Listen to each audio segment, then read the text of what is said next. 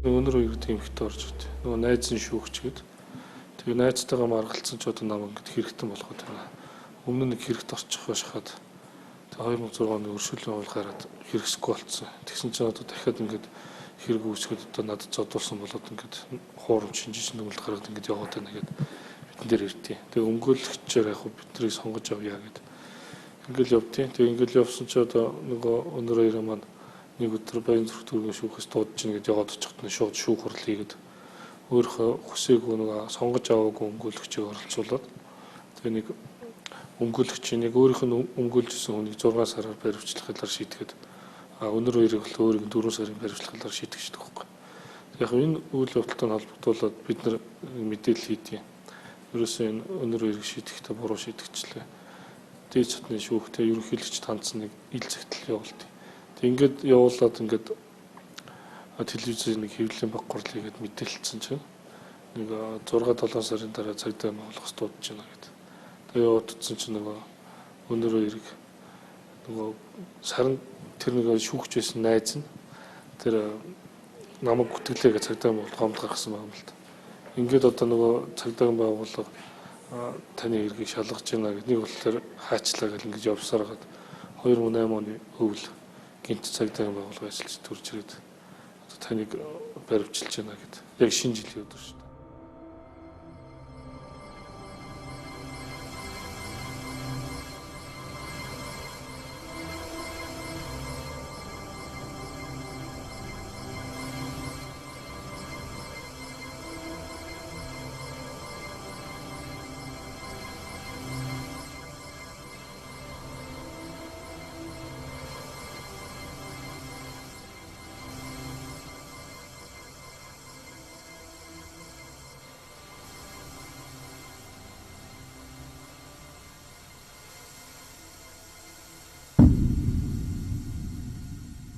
Санчаа гэдэг хүнийг гүтгсэн байна гэд 4 сарын одоо ингэ баривчлахаар шийтгэсэн.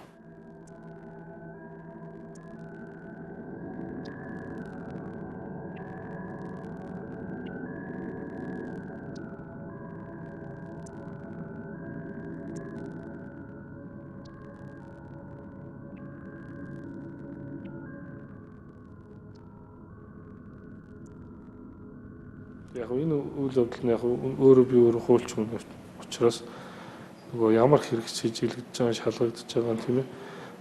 Ямар одоо өөрийгөө хамгаалах баримт материалыг тайлбарлахын хэргийн материал юу суусан тэрнтэйгээ ямар ч танилцах боломж олголгүйгээр л ингээл зохион байгуулалтаараа очил ингээл 4 сар баривчлахад шийдэгдсэн. Ерөнхийдөө бол хүнэрхийн хамгаалагчдын тийм эрхийг зөрчиж байгаа юмуд бол байна л да. Энд тэнд гарч байна тийм ээ. Энэ хүмүүс хамгаалалтынхаа үйл ажиллагааг хийх явцдаа өөрсдөө одоо юу гэдгийг хохирогч болох явдал бол юм түгээмэл гарч байна. Хоёр дүүргийн нэрийг сольсноор л 4 сарын ялалчлаа шүү дээ. Энэ бол юм утгагүй.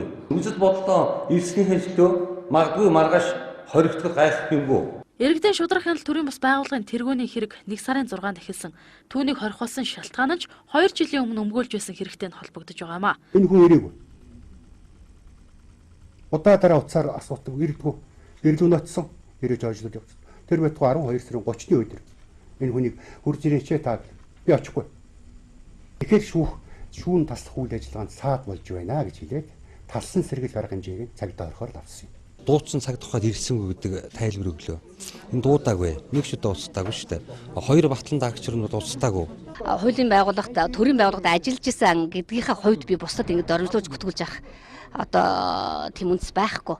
Тий төрийн байгууллагын ажилчин албаа хаагчид ч гэсэн бас хүн. Тий ингээд ер нь өөрсдөө төрд ажиллахгүй. Тэгэд өөрсдөө төрд ажиллах хийхгүй.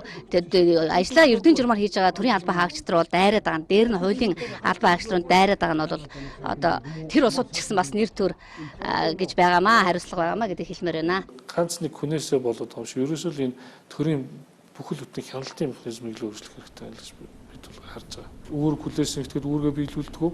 Тэрнийхээ төлөө алдаа гаргасан ч тэр алдааг илэрдэг. Илэрсэн ч хариуцлага хүлээдэг. Энэ л тогтолцоо байдаг. Хүн болгоны эрхээ мэддэг эрхээ хамгаалахын төлөө итгэвтэй тэмцэгч байх юм бол одоо өөр төрөөс бид нар ямар нэгэн юмыг гуйгаад шаардлагагүй л гэж бодож байна. Тэгэхээр хүний эрхийн хамгаалагч гэдэг нь өөрөө бол яг хөхөр хинч байж болно. Тэгээд энэ нь болохоор яхаа вөхөр хүн эрхийг хамгаалагчдын одоо эрх үүргийн тухай нэгдсэн үндэсний байгууллагын тунхаглал гэж байдаг. Тэгээд энэ тунхаглал гэдэг хэмээх баримт чинь 1999 онд нэгдсэн үндэсний байгууллагын ерөнхий ассамблегаар батлагдсан. Тэгээд Монгол улс бол нэгдсэн үндэсний байгууллагын гишүүн орны хувьд энэ одоо тунхаглалыг бол тодорхой хэмжээнд одоо хүндэтгэж өөрийнхөө үндэсний хууль тогтоомжид тусах үүргийг бас хүлээж байна гэж үзэж болно. Олон улсын заншлын эрх зүйн хэм хэмжээгээр энэ дэлхийн одоо ямар орн гэдгээс үл хамаарч тэнд хүний эрхийг хамгаалдаг өмгөөлөгч өөрөө эрхээ одоо хязгаарлуулсан байна гэдэг нь бидний анхаарлаа хандуулах хэрэг мөн. Яг үндэсний хууль тогтоомж нь өөрөө хүн эрхийн хамгаалагчдыг хамгаалахгүй бол энэ нь бол яхаа вөхөр яг тухайн улсын хувьд бол хүн эрхийн хамгаалагч бол үндсэндээ бол бас л гар мохор байна л гэсэн үг л дээ. Тэгэхээр дэлхийн хаанч гэсэн шүүх бол хараат бус засаглал гэдэгтээ бид санал нэг байдаг. Энэ үүднээсээ бид шүүхэн шийдвэрийг бол одоо хүлээж авах ёстой байгаа. Гэхдээ энд эргэлзээтэй одоо энэ шүүхэн шийдвэр дээр эргэлзээтэй бас хэлэх ёстой зүйл байгаад байна. Би түүнтэй холбоотой энэ цуглуулсан баримтан дотор Батялалтын өөрийнх нь бусдад учруулсан хохирол гэдэг зүйлийг олж харахгүй байгаа. Шүүх маань бодиттой асуудлыг шийдэхгүй байгаа мó да. Нэгдүгээрт, хоёрдугаарт тэр прокурорын байгууллага маань хэрэг бишмийг хэрэг болгож болдог. Хэрэг имийг хэрэггүй болгож болдог ойлголт над өнөдөр төрлөлтөө. Тийм учраас би бол давж заалдах шатны шүүх маань арай ондоо арай бодиттой шийдвэр гарах байх л гэж бодож ирсэн. За шүүх бол эрүүгүй хуулийг зөв хэрэгэлсэн байна. Байцаан шийдэх хуулийг зөрчөөгүй байна. Анган шатны шүүхээс гаргасан шийтгэх тогтоол бол хууль ёсны ба үндэслэлтэй гарсан байна. За энэ хэрэгт бол ялтан болон түүний өмгөөлөгч нарын давзаалтах гомдол дүржсэн үндслээр энэ хэргийг одоо мөрдөн байцаалтанд буцааж нэмж шалгуулах зүйл байхгүй гэж үзлээ. Мөн энэ бат ялалтад холбогдох хэргийг хэрэгсэхгүй болгож одоо бат ялалтыг цагаатгах ийм үндслэл тогтоогдохгүй байна гэж үзэж байна.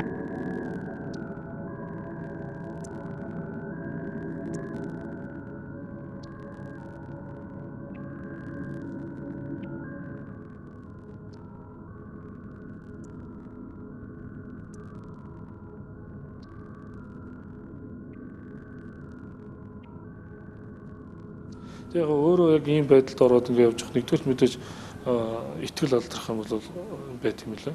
Энэ бол юу болоод байгаа юм тийм ээ. Чинь одоо өөрөө хуульчны хувьд ингээд өөртний хууль үүсэм тохиолдол бас тий маш их сонир мэдрэмж төрдөг юм байл л дээ. Тэгвэл бол ямар ч байсан харамсаад ч юм уу одоо ингээд баларчлаач гэдэг юм уу ингээд бүр айсан зүйл бол байгаагүй. Яг тэгэхээр өөрийнхөө хийсэн хэлсэн одоо бүтээсэн зүйлд бол би итгэлтэй байгаа учраас ирээдүйд ямар нэгэн байдлаар миний одоо хэлсэн энэ миний өнөөдрийн ингэж хууль бусаар хоригдсон зүйл одоо зөвөр үнэлэгдэх цаг ирэндээ гэж бодож явсан л та. Хүн эрхийн хамгаалагчид маань нэг өсөндөө бол хүн эрхийн яг одоо гэдгийг бодиттойгоор тэр эрхийг эдлүүлэхийн төлөө тэргуун фронтод явж байгаа одоо хүмүүс шүү дээ. Тэгэхээр энэ хүмүүсийг хамгаалах тухай асуудал туйлын чухал. Тэгэхгүй бол өнөөдөр манад юу ажиглагдаж байна вөхөр ингээд тэмцээд явж байгаа хүмүүс сүулдэ ингээд даргаа бараад шудраг осыг тогтоохгүй явж яснаа арга нь барагдаад ингээд бухимдаад ингээд дуурлаад ингээд явдаг тийм ээ. Тэнгүүт хүмүүс ямар нэр очоо гэдэг вөхөр хил амтай заргачаар нь дуудаа сууж байдаг. Гэтэл үнэн чанартай энэ хүмүүс чи яагаад тийм байдал хүрчих вөхөр нөгөө нэг тэр нэг өөрийнх нь ингээд ажиллах тэр боломж нөхцөл нь ингээд байнга мухардаад ахаар өөрөө ирэхгүй л энэ хүмүүс чинь нэг юм байдалтай болчихж байгаа шүү дээ. Энэ дарамтчилтыг бол төвшөөрөөр одоо тэгээд эр зөргөрлөд авах бах та. Ер нь бол миний хувьд бол хамгийн аимшигтай дарамтчилт бол төрийн дарамтчилт л үүд. Үеийн үед.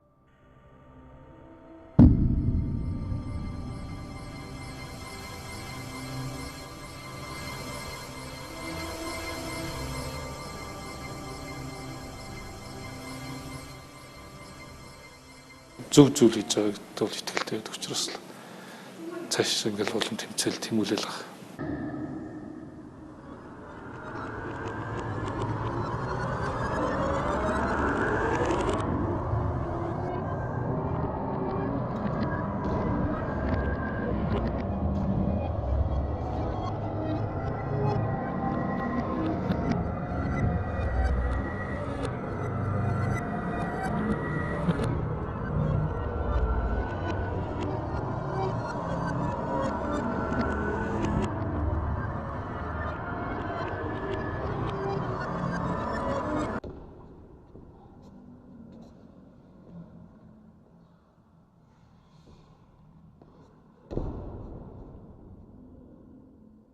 миний одоо хэлсэн үгийг бол нийгэм төр чигээр ойлгох тий ойлгоод өөрсдийнхөө одоо шилбэл өөрчлөлт их үндэслэлээ болгоод нийгэм тодорхой гэсэн сайхан үеийн одоо үр нь болж чадсан байгаас л гэж бодож байна.